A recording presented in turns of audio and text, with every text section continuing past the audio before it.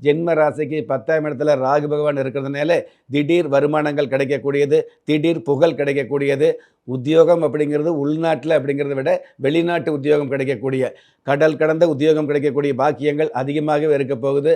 ஒரு சில பேருக்கு கால் காசா இருந்தாலும் கவர்மெண்ட் உத்தியோகம் வேணுங்கிற ஒரு ஆசை இருக்கும் இல்லையா? அந்த மாதிரி ஆசைப்பட்டவங்க, அந்த ஆசைக்கு மேல கடந்த காலங்கள்ல முயற்சி பண்ணினவங்களுக்கு அரசு உத்தியோகம் கிடைக்கக்கூடிய அளவுக்கு அதிகாரமான ஆண்டாக இந்த ஆண்டு இருந்துட்டு இருக்குது.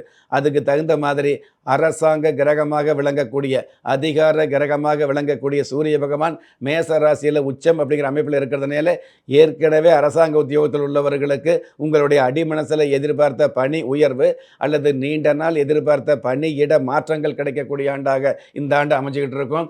நிறைய பேருக்கு வந்து பார்த்தீங்கன்னா, வேலை கிடைக்கல அப்படிங்கிற கஷ்டத்த விட, வேலை கிடைச்சதுக்கப்புறம் அதில வந்து நல்ல உத்தியோகம் வேணும், கௌரவமான உத்தியோகம் வேணும் அப்படிங்கிற ஆசை இருக்கும். அந்த மாதிரி கவர்மெண்ட் உத்தியோகம் அமைஞ்சு, அதில வந்து கௌரவமான அப்படிங்கிறத விட அதிகாரமான உத்தியோகம் கிடைச்சு கூட, கணவன், மனைவி இருவருமே ஆளுக்கு ஒரு ஊர்ல வேலை பார்க்கக்கூடிய சூழல் இருக்கும் இல்லையா?